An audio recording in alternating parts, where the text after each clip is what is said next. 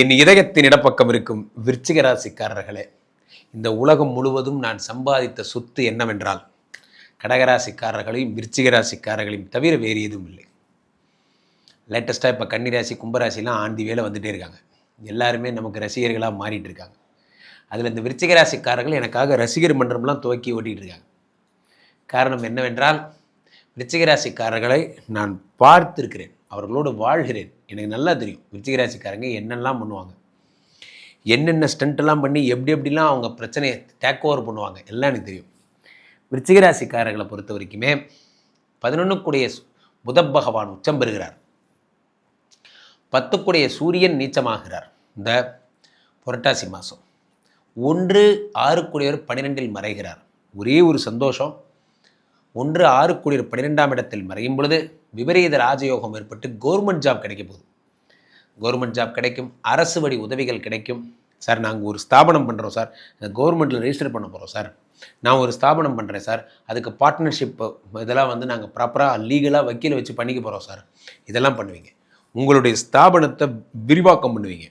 உங்களை நீங்கள் எந்த இடத்துல ஒர்க் பண்ணுறீங்களோ அதை ஒரு லோகோ பண்ணி, அதை ஒரு கார்ப்பரேட் பண்ணி, அதை பெருசாக பண்ணுவீங்க. அதுக்கான இத்தனை நாள் இதை விட்டுட்டோமே, இத்தனை நாள் நம்ம வர்றவன் போகிறவன் சொல்கிற வேலைலாம் செஞ்சுட்டு இருந்தோம். நம்ம இவ்வளோ பெரிய ஆளுங்கிறதே நமக்கே இப்போ தான் தெரியும். அப்படிங்கிறதே உங்களுக்கு இப்போ தான் புரிய வந்திருக்கும். விருச்சிக ராசிக்காரர்களுக்கு நீங்கள் என்ன பணியை செய்கிறீங்களோ, ஓஹோ உங்களுக்கு இவ்வளோ பணி வருது, நம்ம நம்பி இவ்வளோ ஒர்க்கெல்லாம் இருக்குங்கிறதே உங்களுக்கு இப்போ தான் தெரியும். உலகத்திலேயே பெரிய வெற்றி என்னென்னா தன்னிலை உணர்தல்ங்கிறான். உங்களை நீங்கள் என்றைக்கு உங்கள் பலத்தை உணர்றீங்களோ அன்றைக்கி நீங்கள் ஒரு ஃபீல்டில் ஜெயிச்சிட்டிங்கன்னு அர்த்தம். அதை உங்களை நீங்கள் உணரணும், அதான் பெரிய விஷயம். அதை நீங்கள் உணர போகிறீங்க, அது நடந்துவிடும். 9ஆம் இடத்து குரு, ஓடிப்போனவனுக்கு 9ஆம் வீட்டில் குருன்னா, ஓடிப்போனவனுக்கு குரு 9ஆம் வீட்டில் வந்தால் தைரியமாக ஊரை விட்டு ஓடி போயிடலாம். ஒன்றுமே இல்லாமல் ஒரு பெட்டி தூக்கிட்டு ஓடி போயிடலாம், எங்கே போனாலும் பழச்சிப்பீங்க. காரணம் என்னென்னா 9ஆம் இடத்திலே குரு பகவான் வருகிறார்.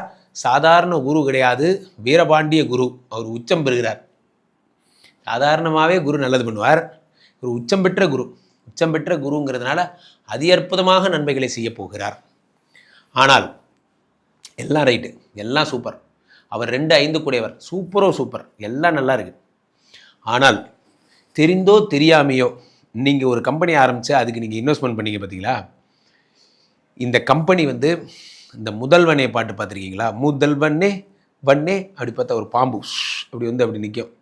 அந்த மாதிரி அது 2 விஷயத்தில் இந்த பாம்பு வரும்.